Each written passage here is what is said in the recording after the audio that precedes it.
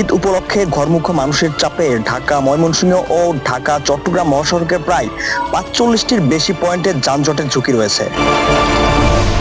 মহাসড়কের পাশে অবৈধ হাট, ভাসমান দোকান ও অনিয়ন্ত্রিত পার্কিংয়ের কারণে রাস্তা সরু হয়ে যাওয়া যানজট তীব্র হচ্ছে।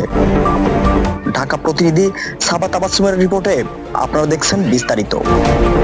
ঢাকা টাঙ্গাইল ও ঢাকা ময়মনসিংহ মহাসড়কের ব্যাটারি চালিত রিকশা ও অটোরিকশার কারণে গতি কমে যাচ্ছে।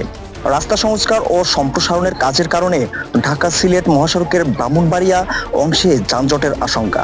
ঈদের আগে ও পরে মোট 6 দিন ট্রাক, কাভার ভ্যান চলাচল বন্ধ থাকবে, তবে নিত্য প্রয়োজনীয় পণ্যবাহী যান চালু থাকবে। মহাসড়কে ফিটনেসবিহীন ও আনফিট গাড়ি চলাচল বন্ধের কঠোর ব্যবস্থা। টোল প্লাজায় দীর্ঘ লাইন কমাতে electronic toll collection etc booth 24 ঘন্টা চালু থাকার নির্দেশ রয়েছে। পোশাক কারখানাগুলো ধাপে ধাপে ছুটি দিলেও যাত্রীর চাপ কমবে। ঢাকা ময়মনসিংহ মহাসড়কের টঙ্গী থেকে চন্দ্রা এবং ঢাকা চট্টগ্রাম মহাসড়কের কুমিল্লা অংশে সবচেয়ে বেশি যানজটের সংখ্যা রয়েছে।